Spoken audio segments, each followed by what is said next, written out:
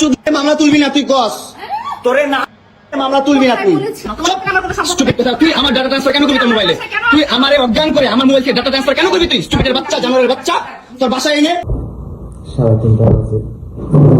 তো বসে বসে ফোন টিপছিলাম আর অনেক কিছু দেখতেছিলাম তো এর মধ্যে দুইটা মানুষের নাটক চলে আসলো সামনে তো ভাবতেছি এটা হচ্ছে আপনার রাত 3:30 বিনোদন আপনাদের জন্য দেখেন সেই একটা ছেলে আপনি 50 বছরের একটা বুড়ি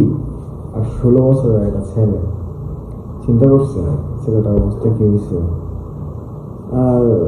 তাদের সম্পর্কের মধ্যে একটা জিনিস বোঝা যায় পুরোপুরি ক্লিয়ার কিন্তু এই সম্পর্কটার মধ্যে পুরোপুরি ক্লিয়ার একটা জিনিস বোঝা গেল আপনারাও বুঝছেন আমি নিজেও বুঝেছি টাকার দিকে তাকাইলে পুরো জীবনটাই ধ্বংস টাকার প্রতি লোভ করা যাবে না বুঝছেন আর আমি বুঝি না এখন বর্তমান